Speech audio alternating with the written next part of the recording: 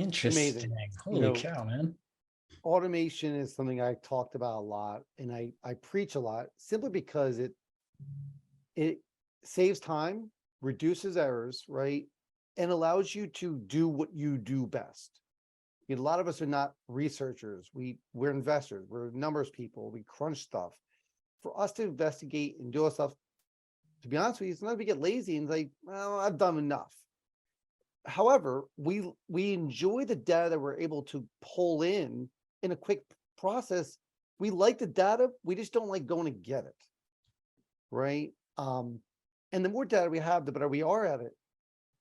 But at the same time, I think for us, the idea of AI is something that I think is kind of a hot topic right now, and we don't fully understand it, right? So how did you get into this idea of not only pulling title and O&E reports, but getting into the automation and doing it with technology? Yeah, I mean, let's try to focus on what AI is, right? So a lot of people hear the buzzword AI and machine learning, and we really don't have a good understanding what it is, specifically for what we do, right? It's very hot topic. Everybody's talking about it. It's as hot as blockchain. That's another hot topic, right? So, well, probably I'd say 10 years ago, if somebody would say I'm working on AI, what I would think it's bunch of killer robots running around, just like in James Cameron movie, right? So that's AI. It's somebody that is a human with a robot brain and does something that replaces the human. Well, yes and no, right? So it's definitely something that's a human creates to do something for human, but it's very narrow focused, right? So you hear the buzzwords Chat GPT, right? So now it's very, what is that? Well, it's a great tool to replace all the admins in all the companies. That really is a tool to analyze the text data and continue the conversation or try to find out what the client wants or needs to do, right? So it's analysis based on some textual data. There's things like RPA, right? That was pretty hot and still very hot, right? So everybody probably saw in the airports a sign for UiPath, right? Very hot company that I think started in Romania and now headquartered in New York, multi-billion company now. All they do is have mini robots that's sitting on your desktop and learning what you do every day. So for things that are robotic and automated or really mechanical, those things are great.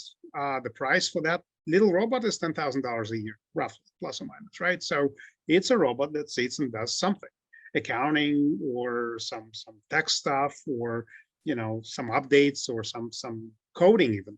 Sure. So, but that's not what we are here to discuss, right? All of them are doing the task that human would train them to do.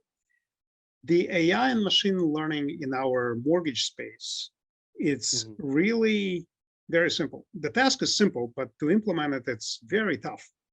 The task is, I have a loan file, or Nathan is buying a loan. He has the loan file, which is 6,000 pages. I would really hate to look at every page and find out what it is, right? Because it's up to me to run diligence, and I don't want to do it. I'm too lazy, right? So what I want to do is I want to take this 6,000 page document, load it somewhere, and get something back that tells me, hey, you're missing a note, or it's out of compliance, or the title policy insures for the amount which is too low, right, than the mortgage itself. So all of those bells and whistles and checks, ideally you want to have a black box that automated everything, right? So let's call that AI module for a diligence. That's what One Diligence is. It's a system or a platform that allows people to drop their loan file inside and get the exception report back, right? So what is machine learning, right? That's another hot buzzword that we talk about. So machine learning is for any document that machine doesn't understand, from either understanding what this document is or what data is inside the document, called data extraction, right? Have an ability to learn on the fly what this document should be. And then next time the document is a part of the loan file, it recognizes it and it knows which data to extract and how to use that data, right? So there's a lot of rules to understand. All right, so this is a loan application, and this is specific for whatever it is, and I've never seen it before, but now I saw it and I know how to learn it. And next time this loan application comes up, I know exactly what it is. And besides that, I know where to grab the data points that are needed for me to make a decision if this is for my property, for my borrower, for the right mortgage, and so on, right? Whether it's compliant, it has all the things that you need in the loan app. And if I don't have it, then I would come up with some sort of an exception report that will flag the investor like Nathan to say, hey, I'm missing demographic form, right? And therefore it's not compliant. So you would ask the seller for, hey, give me a collateral for this file again, I'm missing this page, or you have to choke up a discount, right? Because now I'm facing a risk for a borrower saying that I didn't sign the right document. Or maybe you have unsigned loan agreement or unsigned HUD-1 final statement, whatever it is, right? So now you have to be able to make rules to check things on the fly, right? And that's called machine learning, right? Machine learning to identify and then build the rules on top. So I know it's a long answer, but I hope that that sort of puts it in perspective. What's AI? What's AI for our field, right? Sure. Yep. And what to do with it. So I could send you a digital collateral file and say, okay, give me the report at the end, and then it'll give me like a 1-page thing to say what, like, terms as well as anything missing, documents that didn't get signed, missing allonges, that kind of thing. Yes. So I don't know if it's going to be 1 page. It might be a pretty comprehensive report, but if that's the limitation, it may be multiple pages, but I went from 100 pages down to 15. Maybe, but it's a probably the what you get is the exception report in Excel, right? So for every loan, you'll have an exception that we would find. But conceptually, that's absolutely correct, Nathan. You give us a file, you say, I have no idea what's there. Seller gave me this tape, and then I want to make sure that what I'm buying, what I'm counting the seller for this tape is absolutely accurate with the loan files.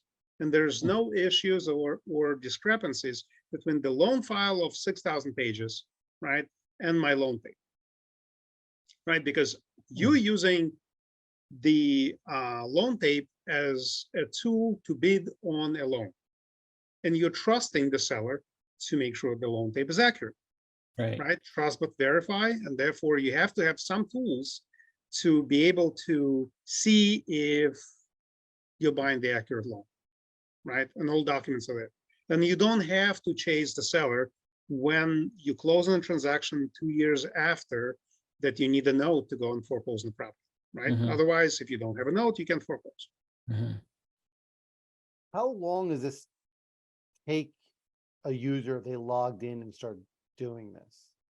Well, we typically don't let the users play around with the system as far as QCing, but at the same time, we do provide the SaaS-like approach, or we provide our QC staff to go and look at the documents. I'll give you a little demo as well, maybe, a little bit later, but you have someone asked, do you have a background in AI and technology? No. I'm one of those people that, I love to invest myself in the latest and greatest. I wanted to prove to myself that I can do it. And let me take a step back. And this is an interesting topic because if you are a software engineer or if you get yourself in IT or technology, and you start investigating on how to build a machine learning system, and you use the Google official, guide on this is how you build the machine learning or AI system, I disagreed with it completely. I disagreed with Google. Throw stones at me, kill me. That's it. I just disagree. So the Google says that, or Amazon for that matter, says that you have to have a human in the loop